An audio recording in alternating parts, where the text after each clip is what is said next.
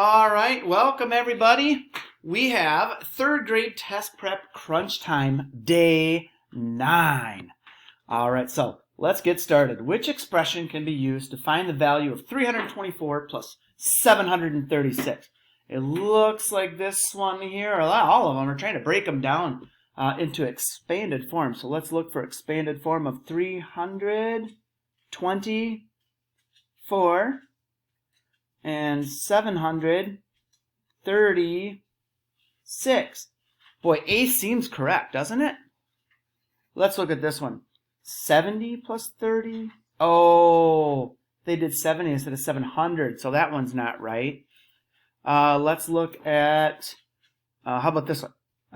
No. Cross out the crazies. 324 plus 7 plus 30. Nope, that would be 700. Nope. And that doesn't make sense. There's no hundreds in there at all. So A it is. All right, let's look over here at this one. Which of the following statements is true? 1/4 is greater than 2/3. So I'm just going to put my line right here and say this is 1/2. Okay? So if this here is our 1/2 line, we're going to use that to compare some of these other things. So 1/4, that's less than 1/2. 2/3 is greater than 1/2. So that cannot be greater. How about 2/3, that's over here, is less than 1/2. Nope, 2/3 is bigger than 1/2. 2/6 is greater than 1/6. Well, the same number on the bottom, that's the denominator, right? So the same number on the bottom, that's an easy one. You just compare. Which one's bigger, which one's smaller? 2 is bigger than 1. C is correct. Again, here we go. Same denominator. 5 is bigger than 3. Oh, it's bigger than 3, not smaller than 3. All right, here we go. The figure below has a perimeter of 42 inches. That means all the way around is 42. What is the length of the missing sides? So we know how long it is altogether, and we know 2 of the 3 sides. So we need to figure out the total of these two and take it away from this to give us that side, okay? Because we know that 1, 2, and 3, if you add all of those up, it's going to equal 42. So 18 and 14, 8 plus 4 is 12, 32, and then we can take the 42 and we subtract 32. That's the total of these two, and that gives us 10.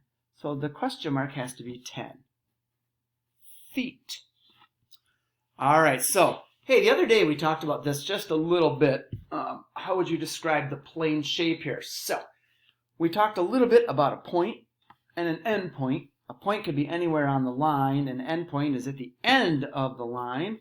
A line goes on and on forever, and it never stops. Now this one, that means it keeps going on. We can imagine that this just keeps going on and on and on.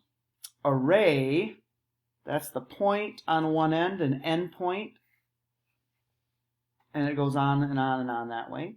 An end point is just the end point. A line goes on and on and on and on.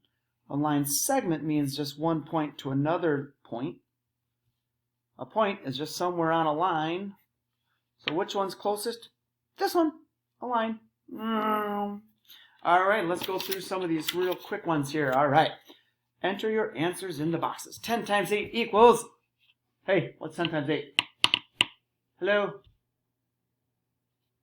What is it? All right, 80 it is. How about 35 divided by 5? Hey, what's the answer to that? 35 divided by 5. 7. 5 times 3. 24 divided by 3.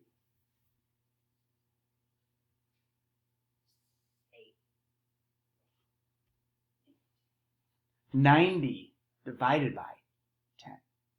9. And there you have it, kids. So, until next time, day 10 coming up right here.